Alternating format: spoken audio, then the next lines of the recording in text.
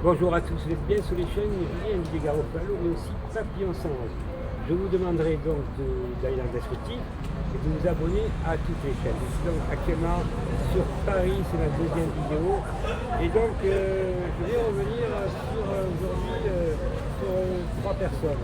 Monsieur Éric Zemmour, Pascal Pro et monsieur Cyril Hanouna, et je pourrais citer aussi toute la presse d'extrême gauche française, mais j'aurai l'occasion d'en parler avec ma vidéo complément d'enquête qui va sortir plus tard lundi. Je voudrais quand même rappeler à M. Zemmour et à ces deux personnes aussi, M. Pascal Pro et Cyril Hanouna, qu'aujourd'hui ils mettent la paix civile en danger en France par leur discours nauséabond, digne de néo-nazis et proprement scandaleux. D'ailleurs, je me suis très étonné que le parquet de Paris n'ait pas ouvert des enquêtes préliminaires à l'encontre de ces personnages qui ne sont pas, c'est pas la première fois qu'ils tiennent des propos puants, au même type d'ailleurs que la gauche française, que M. Mélenchon, qui est pour moi une grosse merde. Voilà, ces hommes politiques et ces, comment ça s'appelle, ces médias, on en veut plus. Vous avez extrême gauche, vous avez extrême droite. Aujourd'hui, il n'y a plus le peuple. Les citoyens français qui sont représentés par la malhonnêteté et par la propagande inacceptable qu'on a eu notamment sur Israël ou la Palestine. Vous êtes plus aveugle et vous le voyez. Aujourd'hui, tous ces médias ne sont plus crédibles. Mais ils ont une particularité, tous les médias politiques, eh bien qu'ils sont tous francs-maçons. Alors je voudrais appeler à monsieur Zemmour qui est franc-maçon, mesdames et messieurs, vous ne savez pas, Pascal Pro, franc-maçon, et Cyril Hanouna, franc-maçon.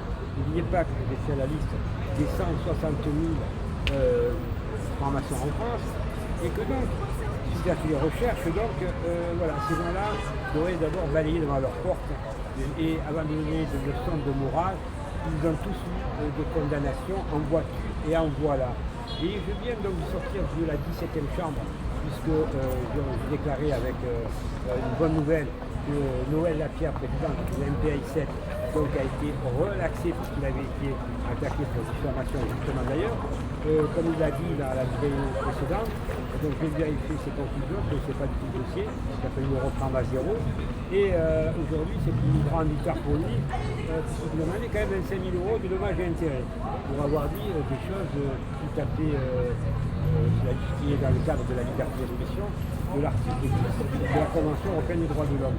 Donc aujourd'hui, c'est un grand combat. Alors je dis à tous les Français et les Françaises qui ont un doute de dire ouais, on ne va pas y arriver. Non, non, on y arrive. Je vous l'ai dit, c'est aujourd'hui, j'ai encore déposé des plaintes contre Madame la procureure, notamment dans l'affaire du dossier de Rocher où on trouve le prince Albert avec des francs-maçons de Monaco et de la France.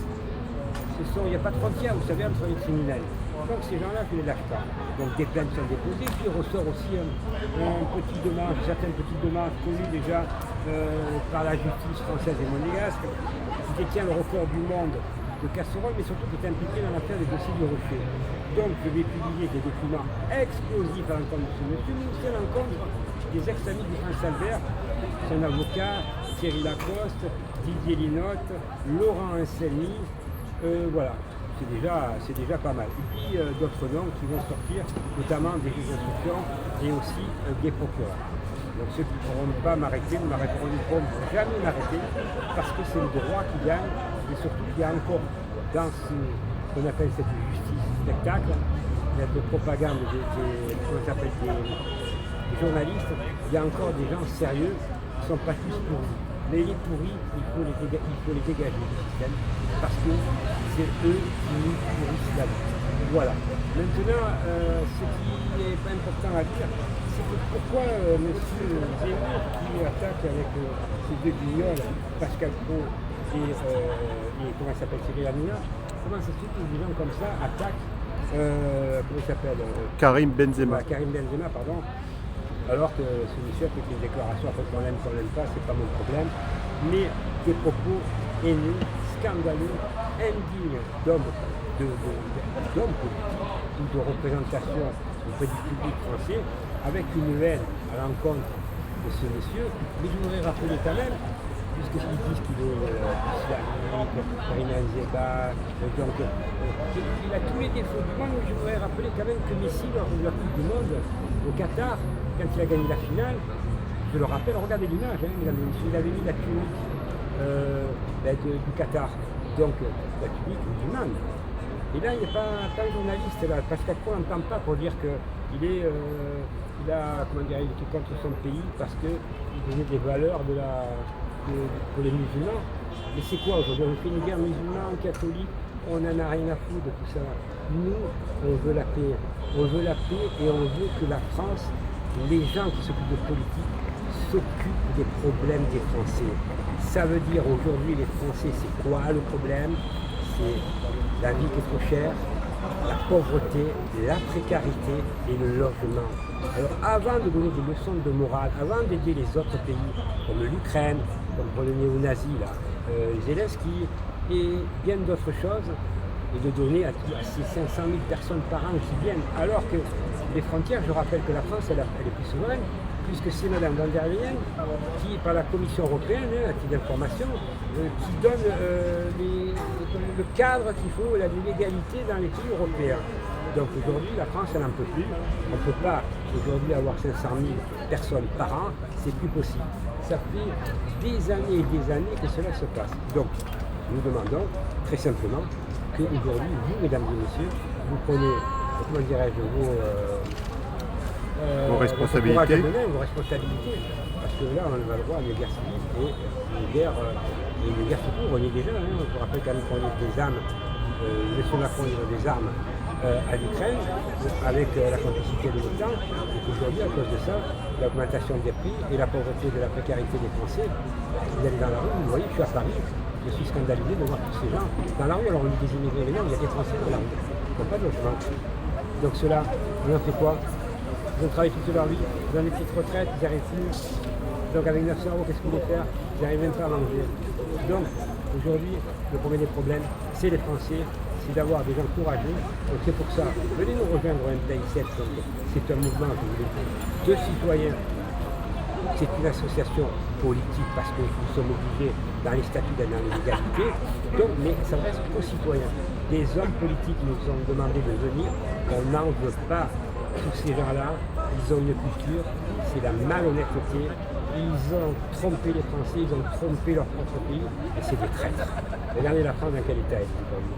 Elle est dans un tel état que les gens sont prêts aujourd'hui à écouter le dernier con qui parle à la télévision, cette propagande de voyous, tout ça, il faut enlever ces médias.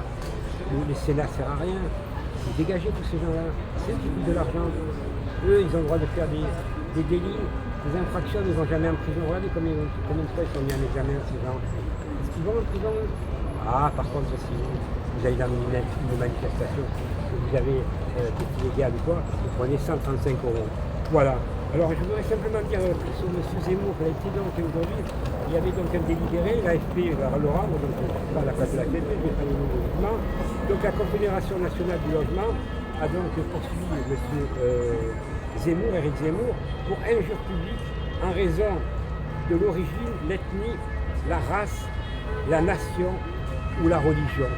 Donc voilà les chefs d'accusation, donc je pense qu'il a eu une condamnation, mais je laisserai dire, comme je vous dis, complément d'enquête.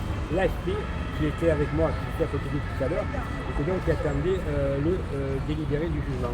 Donc voilà, alors monsieur, vous les journalistes qui lui donnez souvent la parole, coupez-lui la langue. Le premier, il a la haine sur lui. Et on sent que même, on ne sait pas si ce personnage-là, il s'aime lui-même. C'est une honte d'entendre parler comme ça. Alors il y a des gens qui le voient, prenez vos responsabilités. Parce que si vous croyez que lui va sauver la France, non, lui va la couler. Et surtout, il va mettre la France à sang et à feu par une guerre civile et avec la complicité des médias. En tout cas, merci à tous. Venez nous rejoindre, allez dans le descriptif et sachez qu'une chose.